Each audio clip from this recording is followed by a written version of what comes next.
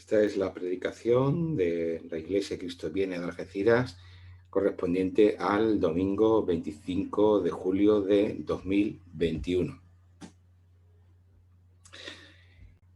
En esta mañana tenemos una predicación correspondiente al Salmo número 4.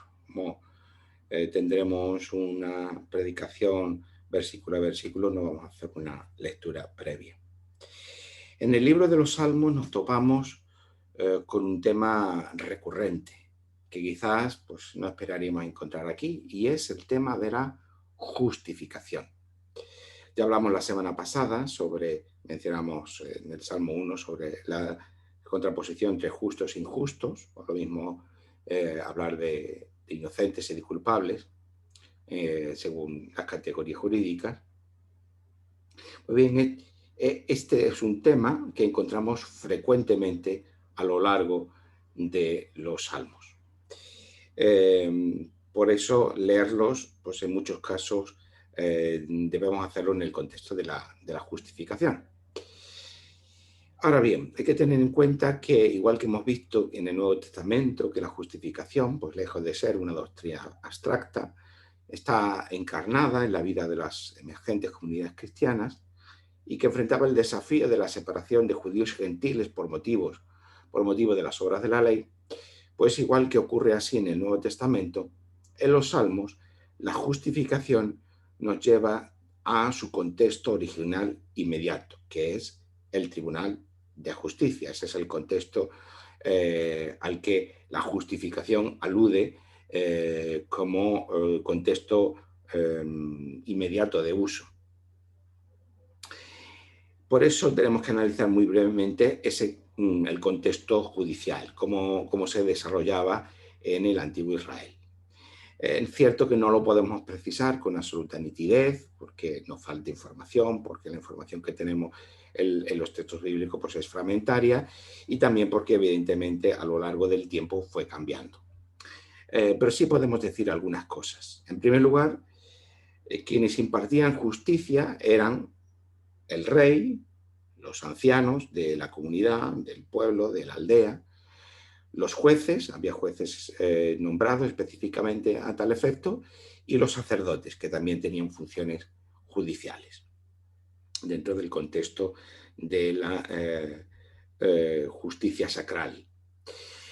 En segundo lugar, cuando había un tribunal, pues teníamos aquellos que eran acusados, los que sobre los que debía pronunciarse la sentencia de justo o injusto, de inocente o culpable, aquellos que acusaban, los acusadores, y los testigos. Podía haber testigos que testificasen a favor o en contra del acusado. En tercer lugar, teníamos que para que hubiera una condena en firme, pues era necesario el testimonio de al menos 2 testigos, que claro, cuyo testimonio fuera veraz. De ahí la importancia de no levantar falso testimonio, porque evidentemente en este contexto no tendremos un contexto judicial como actualmente con pruebas periciales, etcétera, que puedan dar verosimilitud a los testimonios. En este contexto, pues prácticamente los testimonios son las únicas pruebas de cargo o de descargo. Y en cuarto lugar, pues los lugares en los que se celebraban los juicios. Uno de ellos pues era a la puerta de la ciudad, donde los ancianos juzgaban los casos. Cuando era el rey el que dictaba sentencia, pues evidentemente en el palacio del rey. Y cuando eran los sacerdotes los que se encargaban de dar sentencia, pues era pues, en el santuario correspondiente o en el templo. Lo que ocurre es que, como podemos bien comprender, no siempre era posible disponer de testigos que pudieran corroborar pues, los hechos o las acusaciones, y también era bastante frecuente el que pudiera haber acusaciones falsas que inculparan a alguien injustamente. Y esto era relativamente fácil de poder llevar a cabo, tanto en cuanto pues, tenemos, como podemos comprender, un sistema judicial pues, débil. No hay, como hoy en día tenemos una policía científica que investiga, que hay pruebas, etcétera, etcétera. Esto no existía, obviamente.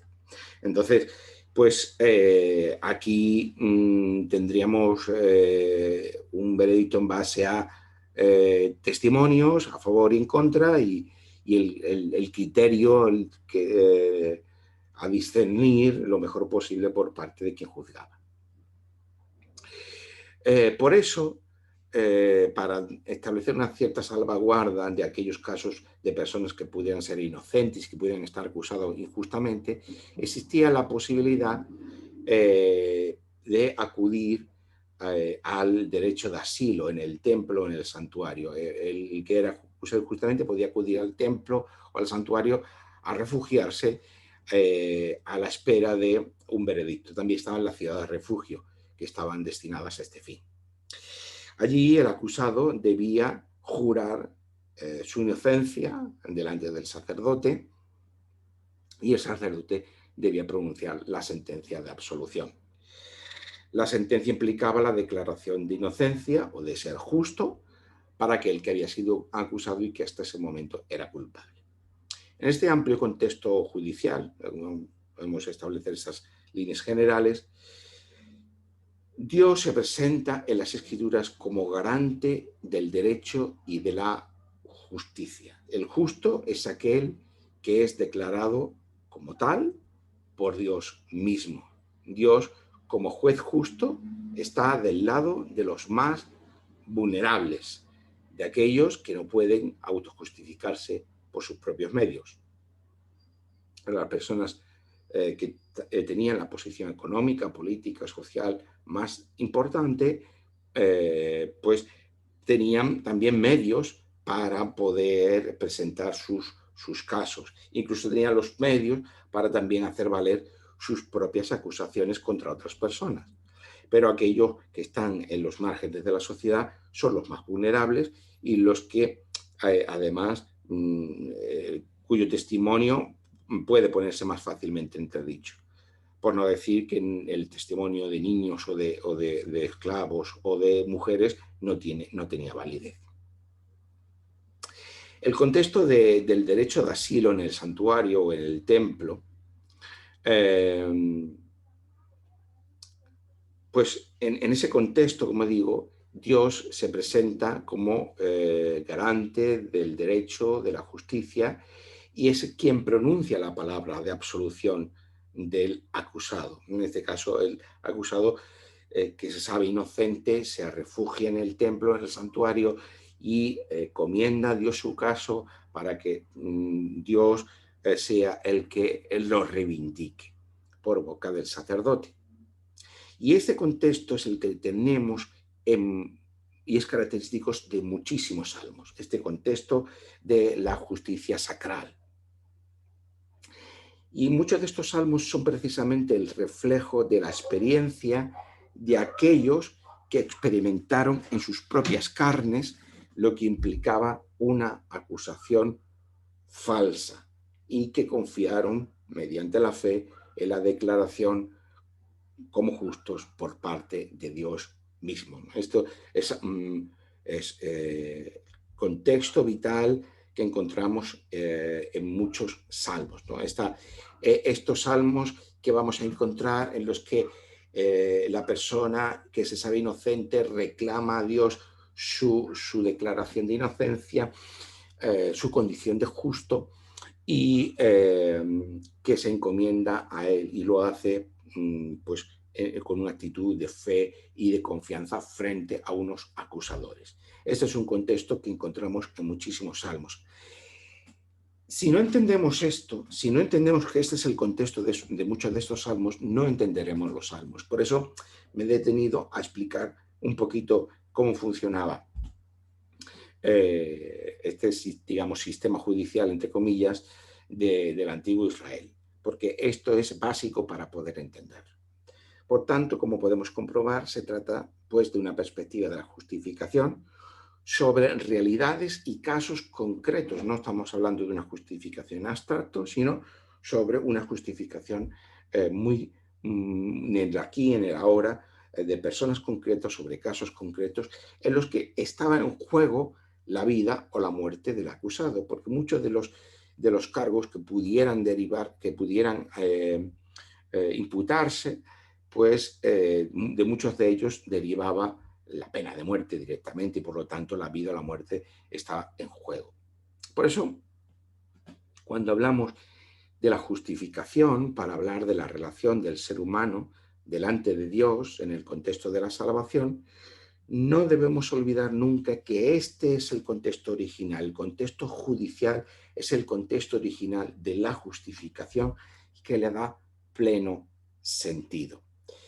Y a conectar esta dimensión, la dimensión judicial, con la dimensión salvadora de Dios, los salmos nos ayudan a establecer este puente. Por eso cuando leemos a comienzos del Salmo 4, en el versículo 1, comienza así el Salmo. Respóndeme cuando clamo, Dios, justicia mía. Cuando estaba en angustia, tú me diste alivio. Ten misericordia de mí y oye mi oración. Claro, si no entendemos el contexto judicial, no estaremos entendiendo lo que aquí se está diciendo. Podríamos pues, entender estas palabras de una forma, pues bueno, devocional, dentro de una relación privada con Dios, de una situación abstracta de peligro, lo que fuere. Pero no es esto de lo que trata ni este salmo ni otros muchos. Aquí tenemos precisamente este contexto judicial y del derecho de asilo en el santuario del que hemos hablado. El salmista está orando a Dios pidiendo su intervención, porque está acogiéndose precisamente a la reivindicación de Dios, a la declaración de justicia de Dios. Y por eso dice, Dios, justicia mía. Dios es el garante de que a mí se me pueda considerar justo.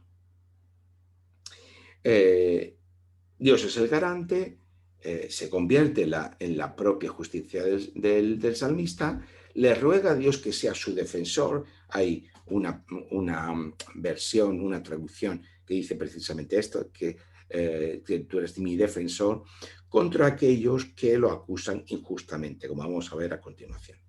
El acusado acudía al santuario, debía pasar la noche en él hasta que el sacerdote pronunciara la sentencia. Por eso el acusado injustamente ora y pide la ayuda de Dios en quien confía. El acusado se sabe inocente porque aquellos que lo acusan, como vamos a ver a continuación, lo hacen injustamente y se encomienda a Dios para que le ayude, para que le reivindique. Por lo tanto, lo que prevalece aquí es una actitud absoluta de fe en Dios, de confianza, de dependencia, de que finalmente la palabra de la justicia de Dios, la palabra de la justificación, es la que va a prevalecer. Esa confianza del salmista tiene como referente otros momentos de dificultad donde Dios ha actuado en su favor, que es lo que hemos visto en la segunda parte de este versículo. Cuando estaba en angustia, tú me diste alivio. En otros momentos, ¿no? Ya ha tenido la experiencia de reivindicación, de salvación por parte de Dios. Como dice literalmente en el hebreo, Dios ha actuado en su favor, ensanchando su camino, haciendo el campo más amplio, es decir, como está en una situación de restricción, como, bueno, la experiencia que tenemos ahora, hemos tenido recientemente acerca del confinamiento, pues estaba confinado y tú me has dado el campo libre, ¿no? Dios es quien ensancha ese camino, es quien ensancha el campo, quien ensancha el horizonte de salvación del salmista. Y fijaos también como aquí la palabra de gracia, la palabra de misericordia, también es algo muy concreto. Se están rogando a Dios que tenga misericordia de él, que significa no me abandones reivindícame, pronuncia esa palabra que me haga ser declarado justo. Por lo tanto, aquí la misericordia, la gracia, hace referencia a que Dios declara justo al salmista. Lo que quiero que entendamos, que a la luz de los salmos, es cómo la justificación en la Biblia tiene unas concreciones muy, muy claras. Cómo efectivamente la persona está en juego su vida o su muerte, cómo frente a un sistema judicial débil, lo único que cabe para aquellos que son acusado injustamente y no tiene los medios para producir su propia autojustificación, para poder reivindicarse porque quizás no tiene una posición de honor adecuada, porque no tiene los medios adecuados, económicos, políticos, sociales, que le haga poder maniobrar de alguna forma en su favor, lo único que le queda es la gracia de Dios, una relación de confianza y de fe en Dios, y que Dios pronuncie esa palabra de justificación. Todo eso está en este contexto. Y de ahí toma la justificación para referirla a nuestra relación con Dios, está tomada de ahí y tiene su sentido ahí.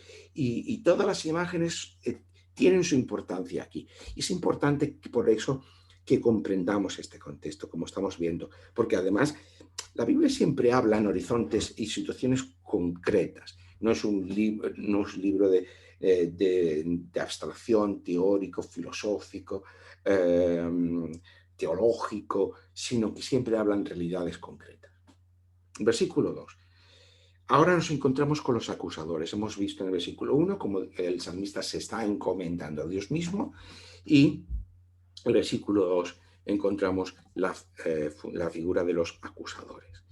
Los acusadores, en este versículo dice: hijos de los hombres, ¿hasta cuándo volveréis mi honra en infamia? ¿Amaréis la vanidad y buscaréis la mentira? Volvemos otra vez a lo mismo. Aquí no tenemos una descripción genérica del mal o de personas que ejercen el mal de una forma abstracta. Este hijo de hombres no es una designación genérica para seres humanos o para varones o para personas, sino que tiene que ver una expresión que se usa en determinados contextos formales como personas distinguidas, personas importantes. Es decir, aquí se está haciendo referencia a esas, lo que están ejerciendo como acusadores son aquellos precisamente que tienen una posición dominante, una posición política, económica, social, que en esta sociedad todo va unido, que nosotros hablamos de esferas distintas, pero en esta sociedad está todo unido. Esas personas son las que efectivamente están ejerciendo una acusación al salmista, que está en una situación de debilidad. Y que además dice aquí: amaréis la vanidad y buscaréis la mentira. ¿Hasta cuándo volveréis mi honra en infamia, mi honor en vergüenza? Ya sabéis las categorías honor y vergüenza que rigen en estas sociedades antiguas. Están usando la mentira, están engañando para conseguir avergonzar a esta persona, para que esa persona pierda su condición de honor y de esa manera hacer valer su acusación.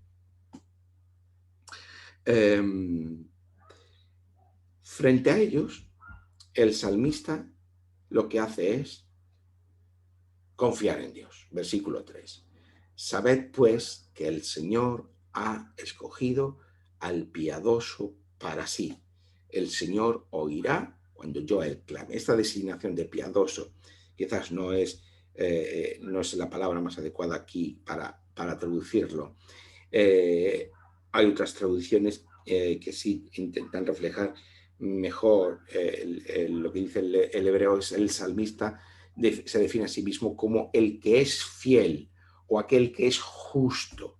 No es tanto es piadoso porque confía en Dios, porque tiene una fe, porque tiene una actitud de una relación privada con Dios y por lo tanto es piadoso. No es esta la idea, sino aquel que es fiel, aquel que es justo, es decir, aquel que está actuando conforme al pacto de Dios con su pueblo. Es decir, aquella persona a que está mostrando el salmista, no como el que es bueno o como es que decíamos la semana pasada, o es piadoso, es bueno o piadoso por lo que él es en sí mismo o por lo que hace, sino que está actuando en conformidad con el pacto de Dios con su pueblo y por lo tanto se está mostrando fiel a ese pacto. Esta es la idea que tenemos aquí. Por eso continúan diciendo en el versículo 4, y le está diciendo a estos acusadores,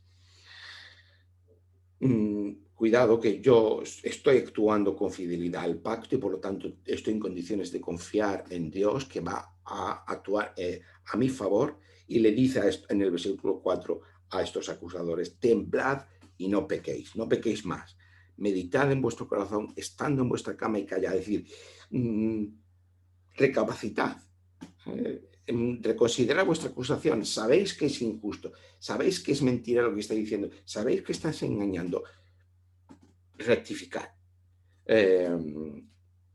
volveos atrás, no cometáis pecado, ¿no? Levantando una acusación, pronunciando una acusación falsa contra mí.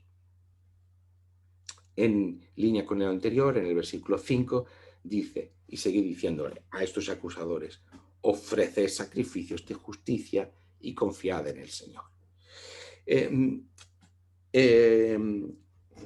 estos actos de justicia sacral en el templo, había también, iban acompañados de un sacrificio que establecía la comunión una vez que se declaraba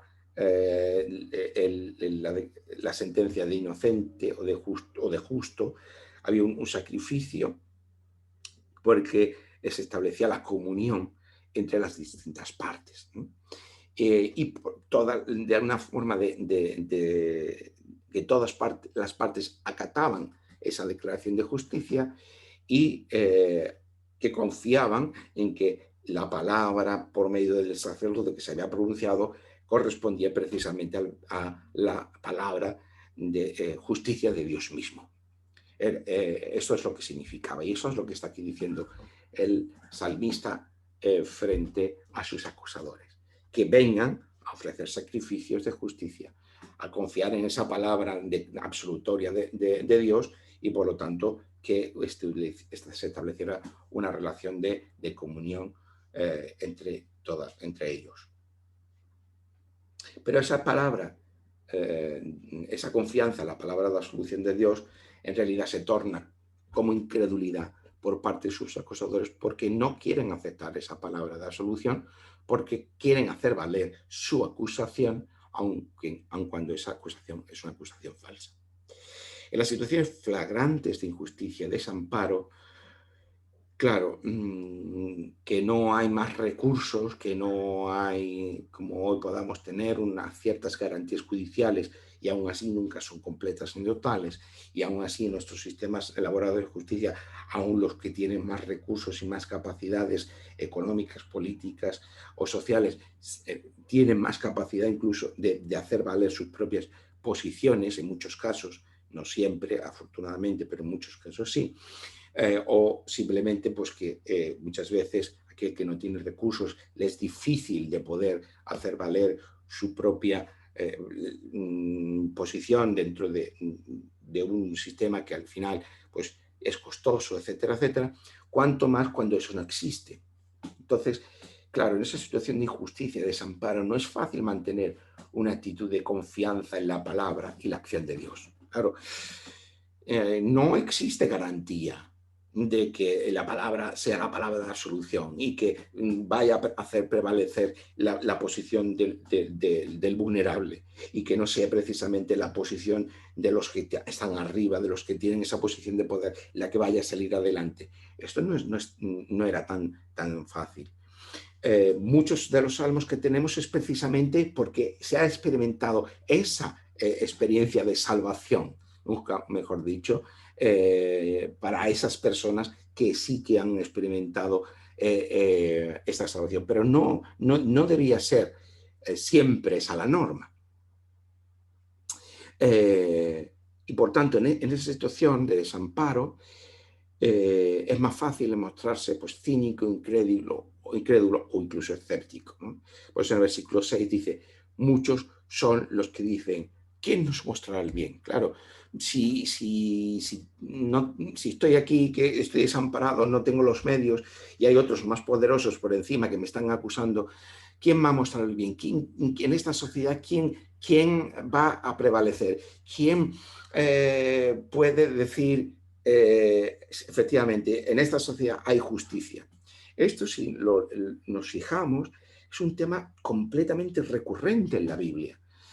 No es en vano que Dios se presente precisamente como el Dios justo, el Dios que crea justicia, el Dios garante de la justicia, el Dios garante de los pobres, de los desamparados, de los huérfanos, de las viudas, porque era la gente más vulnerable y los poderosos eran los que normalmente se salían con la suya. Y ese es un tema muy importante para entender cómo la salvación de Dios, cómo la imagen de la Biblia que Dios nos está dando es una imagen de una concreción, de una realidad, de una encarnación total. Y esto me parece muy interesante. Además, dice la segunda parte de este versículo, en contraposición a aquellos que se muestran escépticos. ¿Quién nos va a mostrar el bien? Esta es una sociedad corrupta, es una sociedad abandonada a la injusticia, que solo los poderosos pueden hacer valer su posición. Esa es una posición que, en cierto modo, es algo que parece que siempre es contemporánea a todas las sociedades. Tenemos, por el otro lado, la otra actitud, la actitud de la confianza y de la fe en el Señor. ¿Qué es característica del salmista? Alza sobre nosotros, Señor, la luz de tu rostro. El rostro de Dios equivale a la persona de Dios, a la presencia de Dios, una presencia que en la Biblia siempre se muestra como una presencia personal. El salmista pide a Dios que finalmente se haga presente, se muestre de manera personal a su favor, frente a la incredulidad de aquellos que les rodean. Por último, el Salmo termina desde la perspectiva de que Dios finalmente le ha declarado justo y lo ha salvado de aquella acusación falsa que podría haberlo conducido a la muerte. Lo leemos en el versículo 7. Tú diste alegría a mi corazón, mayor que la de ellos cuando abundaba su grano y su mosto. Todos los salmos que tenemos en este contexto judicial, la mayoría de ellos han experimentado esa justicia de Dios, esa reivindicación de Dios, esa declaración de justos por parte de Dios. Y los salmos, en estos salmos son modelo de esta experiencia.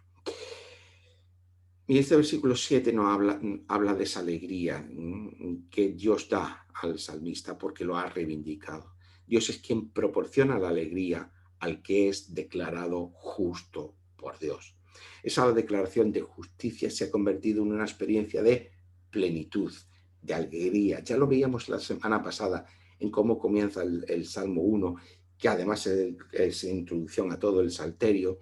Esa metáfora de la fecundidad y de la abundancia que encontramos allí en ese salmo, aquí se nos vuelve a repetir. Cuando Dios interviene, en aquel caso en el Salmo 1 era la palabra de Dios que produce esa plenitud, que produce esa fecundidad,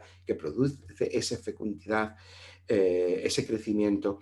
En este caso, la abundancia del grano y del mosto, que son las metáforas sobre la fecundidad y sobre la abundancia, sobre la alegría, sobre la plenitud, sobre el disfrute, la tranquilidad. Son metáforas que nos sirven le sirve al salmista y a nosotros para expresar precisamente que Dios le declara justo, que Dios le ha reivindicado.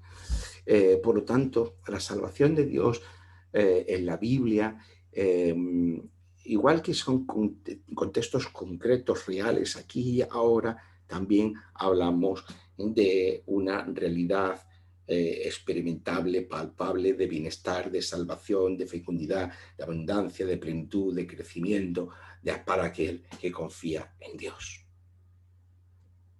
La confianza en Dios, la fe que confía, de la que hablamos siempre, es una actitud vital que nos acompaña en todas las áreas de nuestra vida, nos debe acompañar en todas las áreas de nuestra vida, y que acogernos a ella produce una serie de patrones de pensamiento y de comportamiento en nosotros.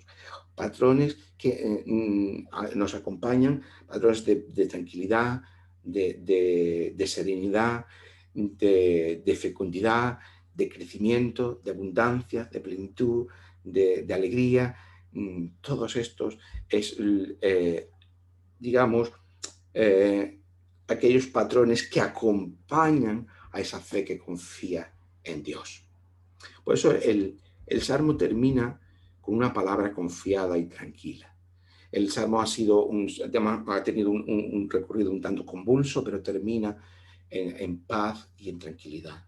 El Salmo termina con una palabra confiada y tranquila que se expresa en esa imagen del que se acuesta y se duerme con inmediatez, sin que nada le perturbe el sueño. Cuando estamos preocupados o tenemos situaciones no resueltas en nuestra vida, aun cuando incluso nuestra preocupación no esté consciente en nuestra mente y presuntamente nos acostemos con sueño y digamos, en ese momento no le estemos dando vueltas, pero si tenemos situaciones no resueltas en nuestra vida, probablemente o no podamos dormirnos o nos despertemos en medio del sueño y nos desvelemos, ¿no? Esto ocurre cuando no tenemos situaciones no resueltas en nuestra vida. O que nos perturban de alguna manera. Por eso la imagen contraria es la imagen que representa la confianza y la tranquilidad que deriva de la fe puesta en el Señor. En paz me acostaré y así mismo dormiré, porque solo tu, Señor, me hace vivir confiado. Pero además, en el contexto del Salmo, precisamente el derecho de asilo, en el contexto judicial sacral, que el inocente iba al templo y tenía que pasar la noche allí, pues efectivamente la actitud de confianza y de dependencia de Dios significa que podía incluso pasar la noche en el templo durmiendo porque esperaba, confiado en Dios, que la palabra de la mañana, a la palabra de la mañana, iba a ser la palabra de la absolución. La vida del creyente es aquella que puede pasar por innumerables dificultades y turbulencias, como lo ha pasado aquí al salmista. Incluso esas dificultades pueden venir de la injusticia y del mal presentes en el mundo. Sin embargo, perseverar en la fe que confía en la palabra de justicia de Dios no puede sino redundar en una vivencia de confianza, plenitud y tranquilidad. A veces erróneamente pensamos que la vida creyente es aquella que discurre sin sobresalto, ni problemas, ni contrariedades. Sin embargo, el Salmo nos ha mostrado que no es así. Incluso la vida creyente es aquella que también tiene que enfrentar la injusticia, la acusación falsa o los testimonios contrarios. Pero lo que también nos muestra el Salmo es que en medio de dichas dificultades, la fe que confía hace que podamos superar tales contradicciones. Tal como decíamos la semana pasada, la fuente vital de aquel que vive por medio de la fe que confía en Dios y por su palabra que nos declara justos, su palabra que nos declara justos, nos permite vivir afrontando las muchas dificultades que podamos encarar en nuestra vida. Quizás podamos considerar injustas o que no merecemos algunas o muchas de las cosas malas que nos puedan ocurrir en la vida. Pero eso no nos debe hacer caer en la desilusión o lo que es peor, en el escepticismo de preguntarnos como el Salmo, ¿quién nos mostrará el bien? Ni dudar de que Dios vaya a actuar en nuestra vida. Esto nos lleva a que nuestra vida se estanque. La falta de confianza en Dios, el estancamiento en la fe, la inmadurez en la fe, nos lleva también, como veíamos la semana pasada y hemos dicho en otras semanas anteriores, nos lleva a estancarnos en la vida, a mostrarnos escépticos, a mostrarnos resabiados, a mostrarnos con falta de fe, con falta de esperanza, con falta de ilusión. Todo ello se deriva de la falta de confianza en Dios. De aquel que ha recibido tantos palos que ya, bueno, pues ya no espera grandes cosas, que ya no espera que se encuentra decepcionado, que se encuentra desilusionado. Es, en definitiva, una fe que se muestra incrédula, una fe que se muestra débil, una fe que se muestra inmadura. Por el contrario, como creyentes, debemos vivir de la certeza de que nuestra vida está justificada.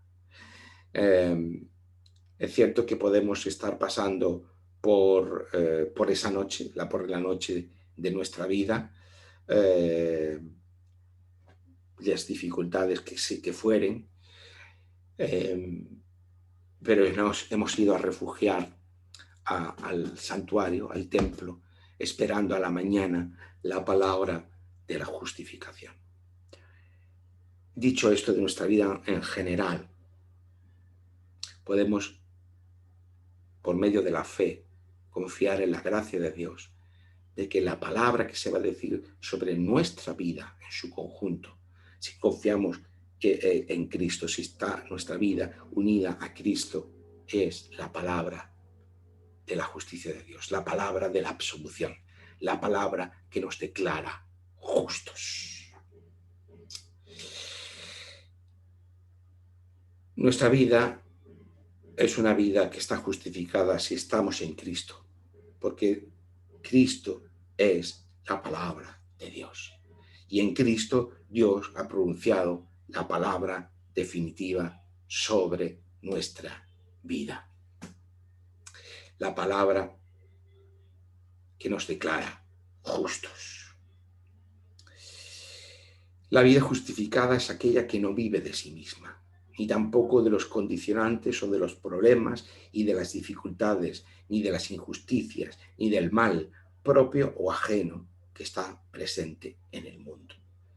La vida justificada es aquella que, por el contrario, vive de la palabra externa de la absolución y de la justificación, que nos hace experimentar la abundancia de grano y de mosto y por la que podemos vivir confiados y tranquilos en el Señor, aún en medio de las dificultades.